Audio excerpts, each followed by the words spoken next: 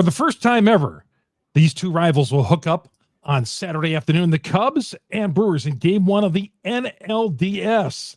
Sam Ober and myself, we will go over the strengths and weaknesses and some predictions on this series coming up that starts this weekend. That's next here on a crossover edition of Locked On Brewers, Locked On Cubs.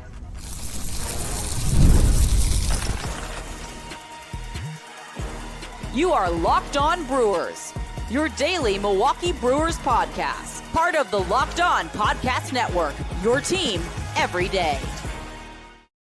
And it is good to have you along. Great to be doing a crossover. Sam Ober from Locked On Cubs joining us. My name is Chuck Freeman, longtime sportscaster here in the state of Wisconsin. Sam, it is, we've talked before on other episodes, but I'm looking forward to this series. Yeah, it's a special one.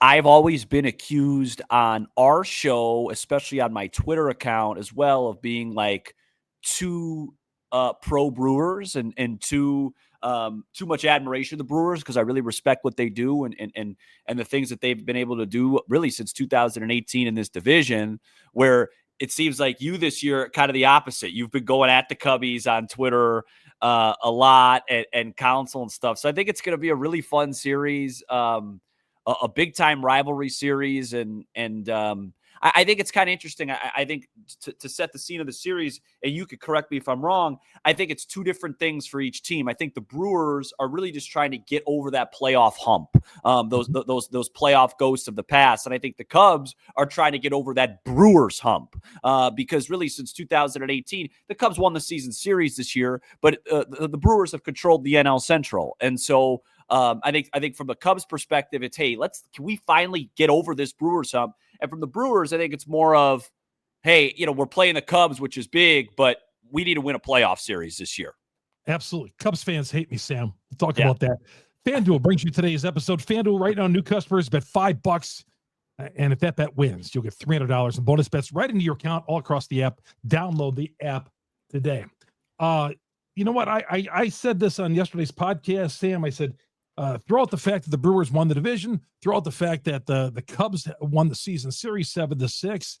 Yeah. Everything starts fresh starting on Saturday at 1:08.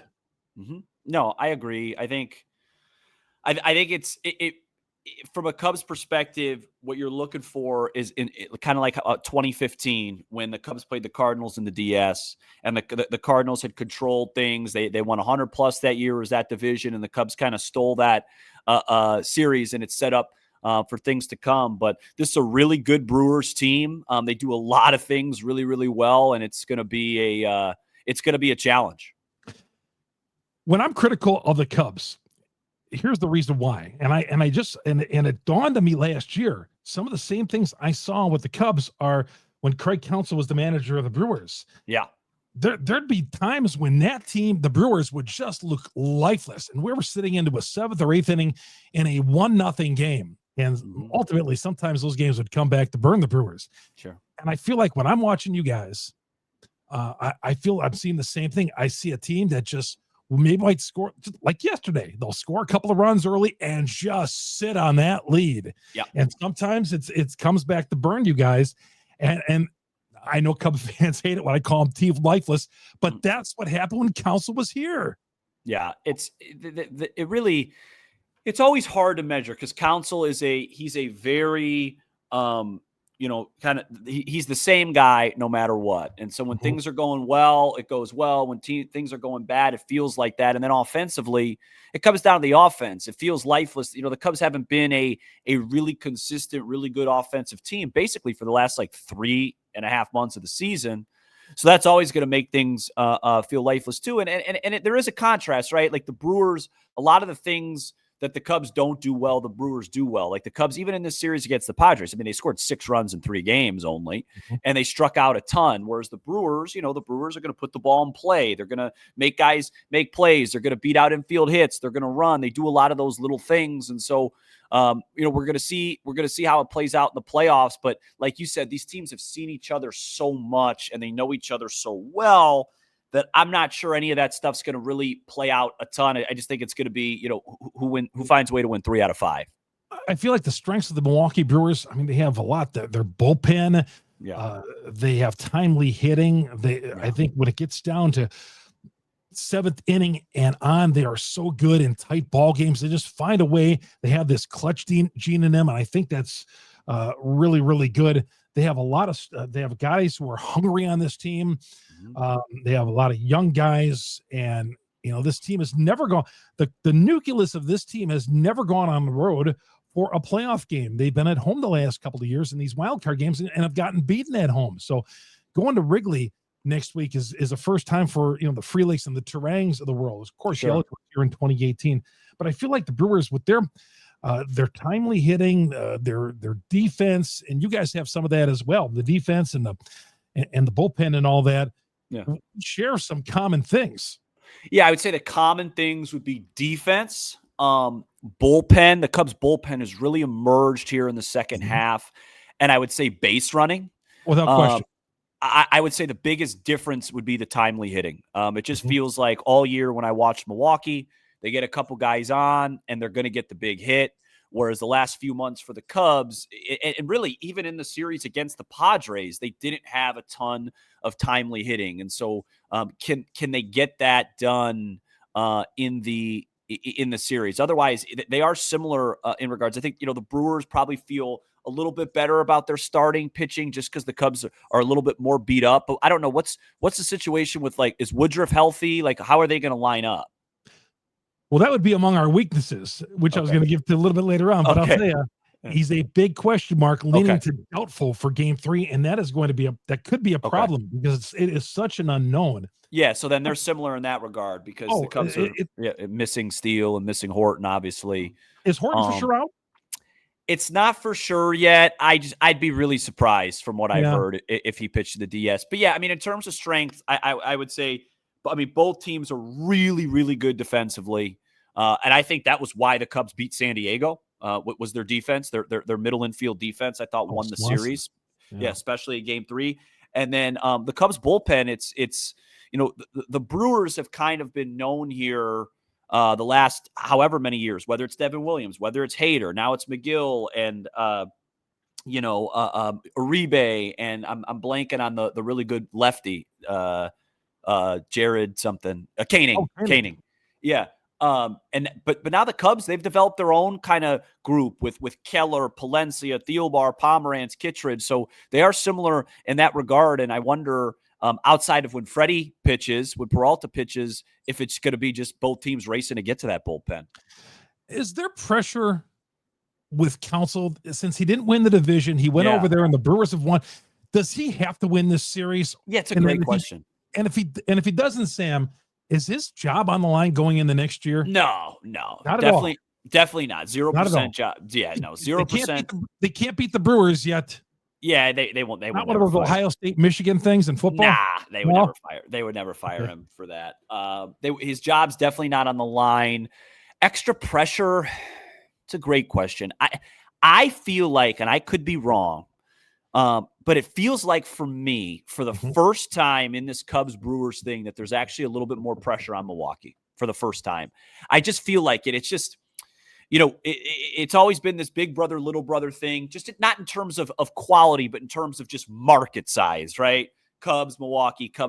And so the Brewers always feel like that underdog, but the Brewers have just been better.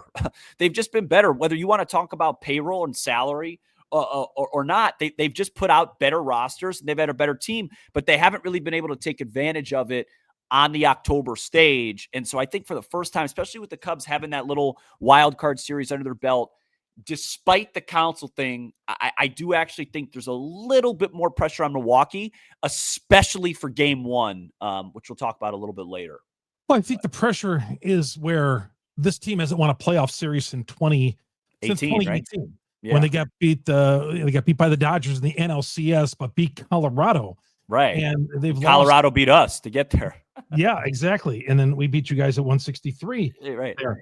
But I think with the fans want to see a playoff series victory. Right. I think that's what it is. And it's not, this group has lost its last 2 playoff series, but I mean, 2019, 2021, they got beat by Atlanta. 2020, it got beat by the Dodgers in the COVID series. I don't really count that, but yeah, there's a certain amount of pressure from the fans that are like, let's get this done. We've had these beautiful regular seasons, and this year 97 wins, but it's got to translate to the postseason. Right, 100%. And that's why I feel like, and again, it's not like the Cubs have been crushing it here in the postseason. They just won their first series in the playoffs since 2017, but the Cubs haven't had the success that the Brewers have had. I mean, the Brewers have been one of the best organizations in baseball since 2018, and you want to translate that into more than just one CS trip. Yeah, absolutely. And I think that's a lot on the line here for both teams. Rivalry. I mean, it's big. When I was a kid growing up, you guys were in the National League. Brewers were in the American League. Would have never have guessed we'd ever be playing. I mean, it was always like, wow, we'll ever meet in the World Series, and never was going to happen. But I mean, now that they're playing, and it's kind of surreal for me to see both of these teams playing each other in the postseason. To be honest with you. It's surreal, and I think Dodgers Phillies is going to get the headlines, but I think this is going to be the best series of the DS round. All right, we'll get to some weaknesses coming up next. Both sides have them. We'll get to that next here on Locked On Brewers, Locked On Cubs, the crossover. Good to have you along here on Locked On Brewers and Locked On Cubs is crossover. Sam Ober from Locked On Cubs. This episode is brought to you in part by PrizePicks. Hey, PrizePicks. Every day we make decisions, but on PrizePicks, you can actually get paid for your decisions. Don't miss the excitement of this football season and the playoffs. Over, more or less on player projections. Josh Allen passing yards, Saquon Barkley rushing, maybe Bryce Terang more or less on hits. Combine those, and the more you combine, the more you could win. The more money you can win. Download the PrizePicks app today. Use the promo code LOCKEDONMLB. You get $50 in lineups after you play your first $5 lineup. Promo code LOCKEDONMLB. $50 in lineups. More or less with 2 to 6 player on their projections. You can stack it all together and see how it turns out. But use that promo code LOCKEDONMLB. You'll get $50 in lineups after your first $5 lineup. PrizePicks. It is good to be right. Good to be right. But you got to download the PrizePicks app today to get started. Use that promo code again, LOCKEDONMLB, more or less on 2 to 6 player projections, and you could be a winner. Chuck Freeman and Sam Ober from Locked On Cubs. You know, there's both of these teams do have their weaknesses. Sam, I'll let you go first. I know you talked a little bit about the clutch hitting before that you felt was a problem for your team. Yeah, I'd say clutch hitting, kind of waiting around for the home run ball. I was looking ahead at the I'll do actually right now. I'm just curious what the weather's going to be like at Wrigley. So Monday, they'll play Monday at Wrigley. It's going to be warm, so that might be a day where the home run ball plays a big part. But then the rest of the week, for the second game, it's going to be real cool. So, like, I would say the biggest weakness of the Cubs is, I think, what I envy most about Milwaukee, which is this contact, their ability to just – and the Cubs make contact, like, overall throughout the course of the year. They don't strike out a ton. But just, like, when I was watching the Padres, just the bullpen just rolled through this lineup, I even tweeted out, I was like, if I'm the Brewers, I really – don't fear San Diego's big studs like the Mason Millers of the world, because they just don't strike out a lot. I mean, how many times do you see Bryce Terang just slap a ball the other way? How many times do you see Sal Frelick just slap a ball the other way? The Cubs don't have a lot of that besides Nico Horner. So I would say just lack of the clutch hitting, it would be number one. And then number two would just be starting pitching depth. I mean, you're going into October, and you can make the case, with all due respect, Matthew Boyd's had a great season, but the Cubs are missing their 2 best guys on paper. Cade Horton, who's been as good as anybody in the second half of the season. All the hype was about Mizorowski, and rightfully so early on, and Horton has just been tremendous. He most likely is going to be out. And then, Justin Steele's been out the whole year pretty much, but you start to feel that more as you hit playoff baseball. Feel with the Brewers, game 3, weakness. You want to have Woodruff. Doesn't look like he's going to be here for the postseason. Important part of the reason why this team has had 97 wins. That is huge for this team. The clutch hitting, I think, is there. I just feel like the injuries have mounted up over the years with these guys, over the season with these guys over the last couple of months. People will come at the Brewers and say, well, you don't hit with a lot of power. They hit with enough power for me. I feel like they've had a lot of clutch game-winning hits, game-winning walk-off home runs, late-inning home runs. So I feel like they do hit with some power on this team, but that seems to be a weakness. The Brewers will really work counts on teams, though. they'll get after and frustrate teams, and can they win that way in the postseason? Working the count, taking advantage of teams' mistakes. Can that continue to happen? The Brewers, the margin of error for the Brewers is very small. They're not an overly talented team. They won 97 games, but they're not an overly talented team. They do a lot of things right, though. And you got to be able to do those things right into the postseason as well. Don't let the moment get too big for you. And like I said, the margin of error, you can't be making mistakes, because this team struggles when they throw the ball around and make some mistakes. They don't do it a lot, but when they do, that's been their detriment, and taking advantage of other teams, opponents' mistakes. Like when the Brewers get a leadoff walk, I feel like that's when they just start feasting. And you can feel the train keep on going. Hit and run, stuff like that. Hit and run and stuff like that, and that's where it is. Now, with you guys, heard about the offense, and the offense was so great during the first part early on. Yeah. And I'll tell you, Sam, I picked you guys to win the division. Yeah. Because I thought end of May, I was sitting here and thinking, okay, we're playing for a wild card, because I feel like the Cubs are 15 over, and I thought you guys were just going to take off. I was wrong on that. You guys never really took off.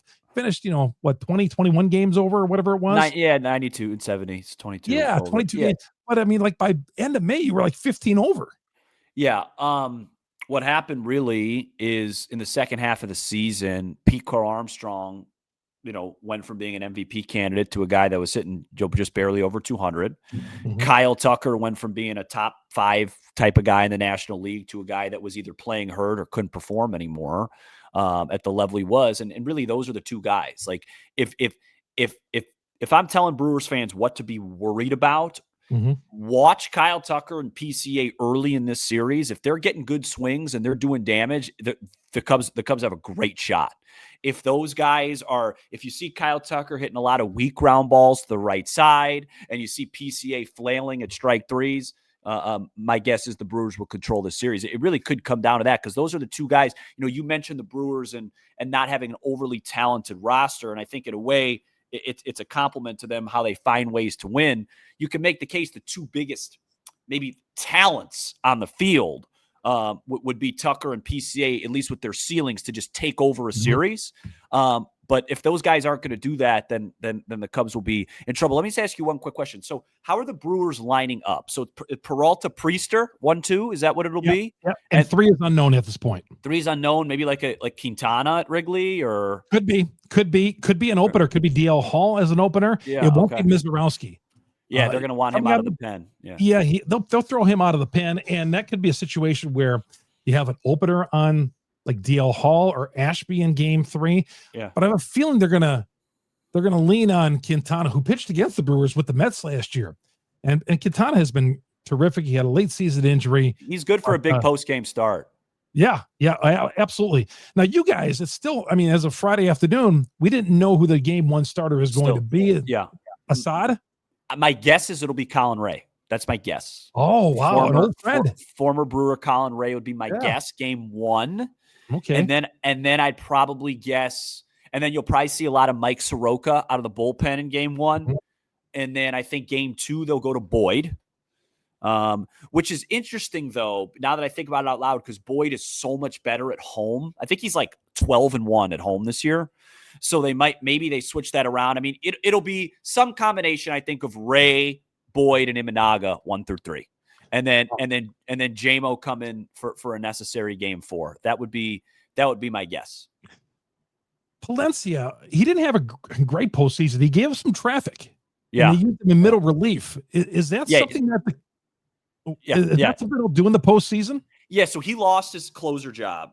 Right. So about 2-3 weeks before the season, he gave up. He had a train wreck of an inning against the Nationals and lost his closer job, and he got injured.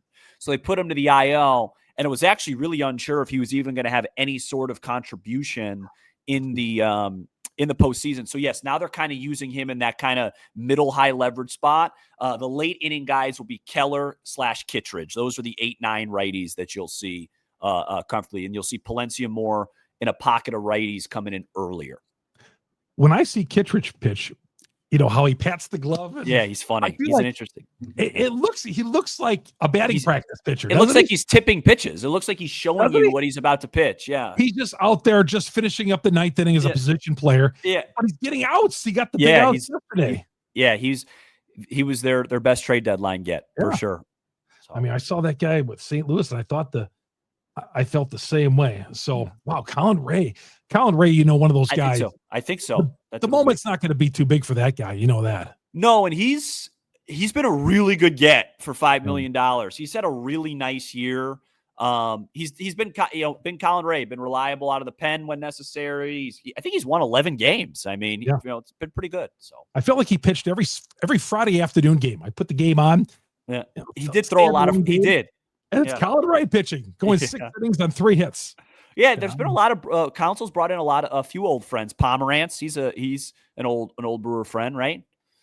That is a guy who's got some big outs for you guys too. Oh, for sure. Huge outs. So. All right, we come back.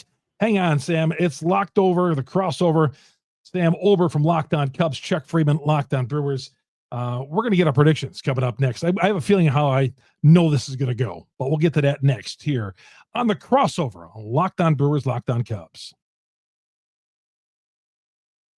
FanDuel, America's #1 sports book for a reason. You got to check out their live betting. And right now, new customers, you bet $5, you get $300 in bonus bets if you win. Pick a bet, go live, whatever, put down $5, and that hits, you'll unlock the $300 in bonus bets right in your account, and you'll use it across the app. Hey, right now, you got the NHL starting up, exhibition, got tennis going on, you got baseball, you got football, college football, you name it. The NBA going to be starting up as well. What are you waiting for? Visit FanDuel.com. It's a bonanza going on. Download the FanDuel app. Get started today. Again, their offer right now, put down $5, you hit that $5 play, and you'll get $300 right into your account. And check out the live betting. Live betting is just fantastic. And it's all laid out there for you. It's easy to use, a very easy to use situation with FanDuel. And their payouts, tremendous as always. FanDuel, that's the reason why they're the #1 sports book in America, because they're so good at so many things that they do. But download the FanDuel app today. Get started, FanDuel.com. Chuck Freeman, Sam Olber here on our crossover edition of Locked On Brewers, Locked On Cubs. Like I said, I have a feeling I know how these predictions are going to go. Sam, you go first. Well, I really don't like predicting baseball series. Like, I just think that it's so hard to do it. I did this last week at this time. I said Cubs in 3 over the Padres, and I got it. The one prediction I feel pretty good about is I feel like this series is going 5 games. I do feel that way. I think from a Brewers perspective, Saturday at 1:08 has to be a win, because you have Freddie going versus most likely Colin Ray or whoever it is. I think the Brewers will probably be at least minus 155, minus 160 on FanDuel. They've got to get that game, or else all those playoff demons come back. And then the Cubs, by the way, that game concluded at what, 8 o'clock, 7:30 Central Time last night. They're out, I'm sure, celebrating, and then you blink, and here you are at 1:08 over in Milwaukee. So I think game 1 has got to be won for Milwaukee. I don't think I'll be overly panicked at all if Milwaukee wins it. I think it's going 5. I think it'll be a coin flip game. As somebody that has Cubs near and dear to my heart, I'll say Cubs in 5. I feel, Sam, if the loser of game 1, the math is against them, because they got to win 3 of their final 4. For sure. Right? I mean, the losers got to come back and rally themselves Yeah, quickly. But it goes both ways, because I remember when the Cubs lost game 1 and 15 to the Cardinals, then you steal that game 2 and you have all that momentum. You're, like you said, you're going to Wrigley. That could be a tough environment for Milwaukee to play in. I have tons of respect for this Brewers team. I think Brewers fans that follow me on Twitter know this. My guy Grant over in Milwaukee, I do radio stuff with him all the time. We always talk Cubs Brewers. I'm being a homer. I think it's going 5. That's my big prediction. And how game 5 goes, your guess is as good as mine. I hear you on the predicting stuff. I do. I think the Brewers are going to win this series in 4. I really do think, Sam, the Brewers are the better team.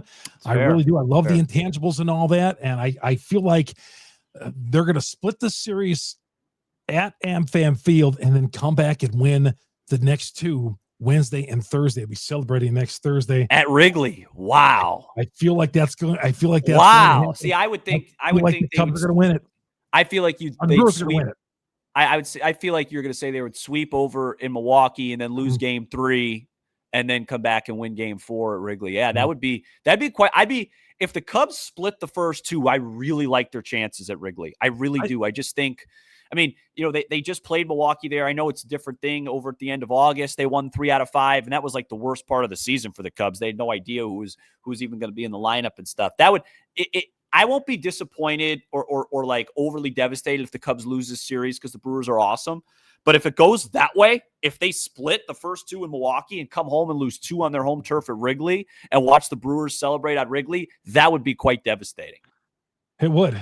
I would imagine 163 when the Brewers won there in 2018. That was like one of the great moments in Brewers history. I felt it coming though. Like I had no confidence in 18. I mean, you guys were playing. You guys were playing. Yeah. And Quintana threw well for the Cubs in that game. You guys were playing so well, though, at that time. I mean, everyone likes to talk about that 18 collapse for the Cubs. If you actually look, they were just like a 500-ish team. The Brewers didn't lose. I mean, then they beat up on the Rockies, and they hung with another all-star Dodger team. So. Yeah. Went to game 7 there. Yeah. All right. Should be either way you slice it, should be a fun series. Night game on Monday, afternoon game on Saturday at 1:08. Sam, I know you guys are going to have some great content as well. On Locked On Cubs. I check out the enemy all the time. See how I look over the fence all the time to see what you guys are doing. So appreciate it. The good work and providing the coverage for your guys. And maybe we'll talk to you down the line, my friend. Good luck. Let's enjoy it. Good luck to you too. Yeah. All right. That's going to do it. Locked On Brewers, Locked On Cubs, Sam Ober, Locked On Cubs, Chuck Freeman, Locked On Brewers. Make us your first listen to every day. Locked On Brewers, Locked On Cubs, part of the Locked On Podcast Network. We are your team every day.